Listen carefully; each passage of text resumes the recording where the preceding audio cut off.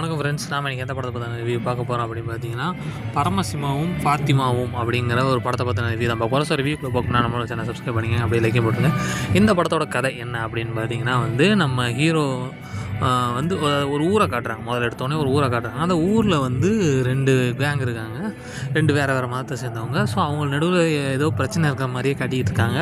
So ஒரு கட்டத்துக்கு மேலே அந்த ஊரில் கல்யாணம் ஆகிற புது மாப்பிள்ளைங்க கூட இறந்து போகிறனால என்ன நடக்குது அப்படின்னு சொல்லி போலீஸ்காரங்க இன்வெஸ்டிகேஷனில் இறங்குறாங்க. அதுக்கப்புறம் இந்த கதை எப்படி நடந்துச்சு அப்படிங்கிறதான் கதை. ஸோ இது ஒரு முழுக்க இந்த ஜாதி மத அரசியலை வச்சு பேசக்கூடிய ஒரு படமாக ஒரு ஸ்ட்ராங்கான கருத்தை முன் வச்சு எடுத்திருக்காங்க. பட் இந்த மாதிரியான கருத்துக்கள் நிறையாவே நம்ம சினிமாவில் வந்திருக்கு.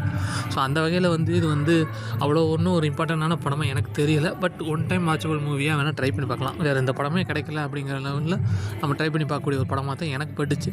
ஸோ பெருசாக வேறு எதுவும் கண்டென்ட் இருக்க மாதிரி தெரியல. இதுக்கு எவ்வளோ ரேட்டிங் கொடுக்கணும்னா 5க்கு 2.5 கொடுக்கலாம்.